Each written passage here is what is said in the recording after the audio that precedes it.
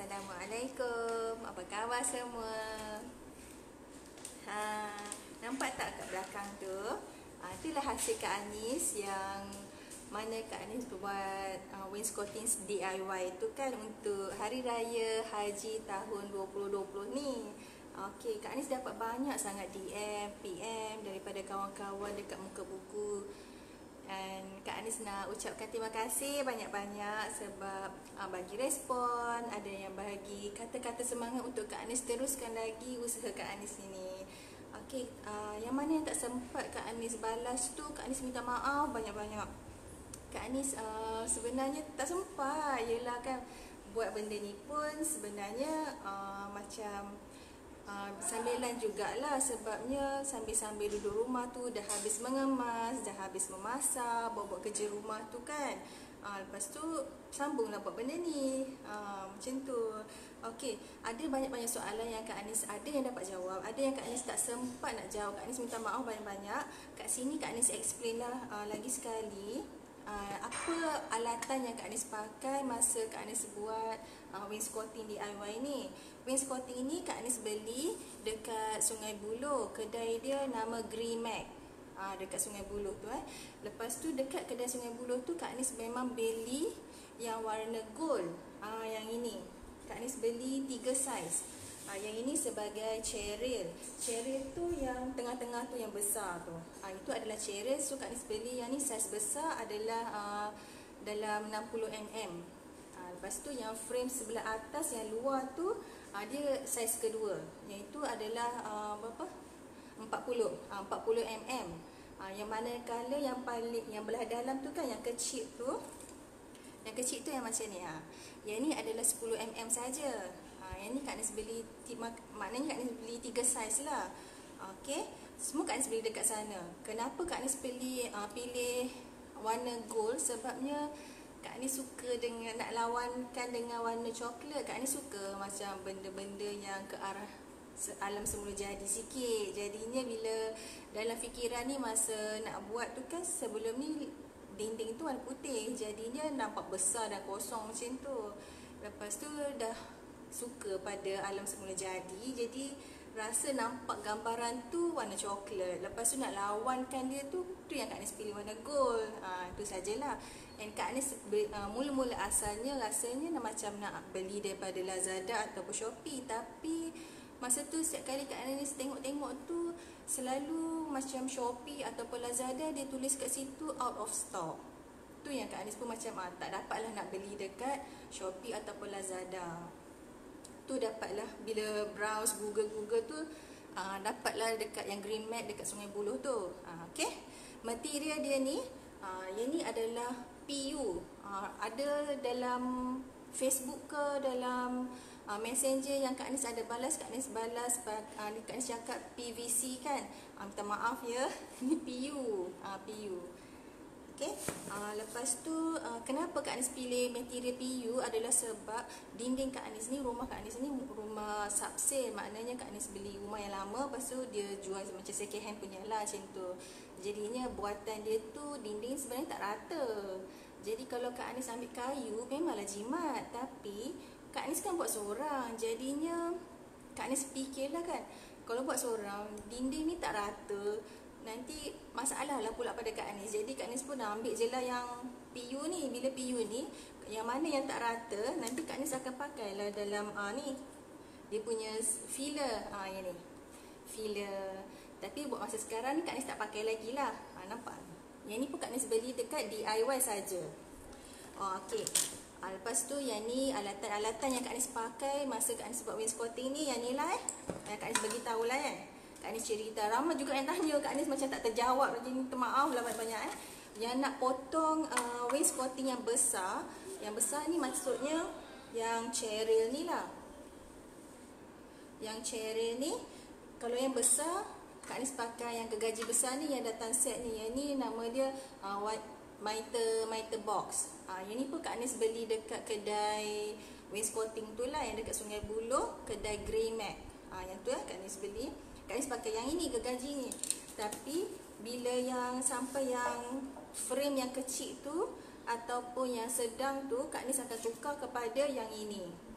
Sebabnya lagi senang. Pada Kak Anis rasa Kak Anis senang sebab Kak Anis bila buat seorang tu dia tak perlulah nak kena kuat sangat. Jadi Kak Anis pun pakai yang tu lah. Lepas tu bucu-bucu tu kan, bila kita dah potong hujung-hujung ni, dia akan rasa macam dia tak rata. Bila dia tak rata, Kak Anis akan pakai ni gerigi ni, nak bagi asah lah. Asah bagi dia jadi rata dan senang sikit. Lawa lah kalau macam kena kat tangan kita ke apa ke, tak adalah luka ke kan. Lepas tu yang ini ni, bingkai-bingkai ni Kak Anis dah ukur siap-siap, dah ukur panjang, dah ukur lebar semua tu sebelum Kak Anis pergi beli wainscoting ni sendiri.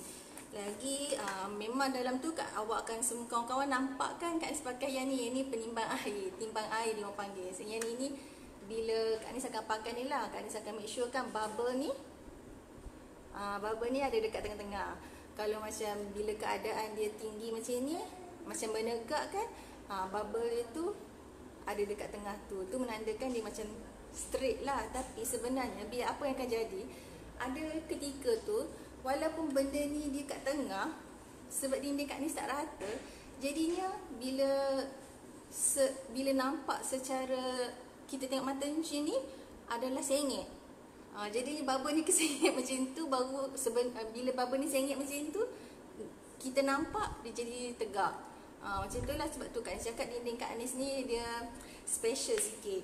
Okey, macam mana Kak Anis tampalkan wainscoting ni pada dinding? Kak Anis pakai yang ni. Yang ni adalah chalk gun. Bila kita beli dekat DIY, Kak Anis beli kat DIY je ni tau.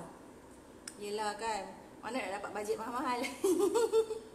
Okey, yang ni yang ceiling, tapi Kak Anis tak pakai lagi yang ini. Yang ni Kak Anis beli kat DIY. Yang ini dia punya gum untuk tampalkan wainscoting tu. Ni nampak ni. Inilah brand dia, brand X-Bond. Lepas tu Construction Adhesive Sealant. Ini brand dia. Okay. Lepas tu kita belilah benda ni, chalk gun ni, sebab lepas tu kita sambung dia kat sini. Kita tembak lah dekat wainscoting kita tu, baru kita tampal kat dinding. Okay. Itu sahaja buat masa sekarang. Lagi satu, ada juga yang bertanyakan pada Kak Anis. Kak Anis tak pandai sangat tau. Kak Anis pun belajar-belajar je, Juts. Jadinya kalau yang mana-mana yang tersalah ke, yang tersasul sikit tu, Kak Anis minta maaf banyak ya. Okey, yang ini Kak Anis pilihan pilihan cat yang Kak Anis pilih untuk Kak Anis punya dinding. Brand dia Nippon. Lepas tu nama cat tu adalah nama dia Sable Brown. Ni Sable Brown. Yang ni bukan jenis yang glossy. Dia jenis yang matte punya saja. Dia tak ada, orang kata apa tu, yang kalau glossy tu dia berkilat kan, dia bersinar kan. Yang Kak Anis punya tak bersinar. Sebabnya sebab dinding tak rata. Jadinya sebelum ni kan Kak Anis pakai yang warna putih. Bila warna putih tu Kak Anis pilih yang glossy. Bila glossy tu dia macam menaikkan lagi benda yang tak rata tu. Jadinya bila kali ni Kak Anis tukar yang berwarna, Kak Anis ambil yang matte pula. Bila yang matte tu tak adalah nampak tak rata. Macam tu. Jadi tu adalah petua dia. Macam tu lah Kak Anis nampak macam tu. Jadinya pada Kak Anis rasa kalau macam dinding tak rata, elok ambil yang matte. Kalau yang dinding rata, elok smooth tu, ambil lah yang glossy. Lagi dah nampak lawa.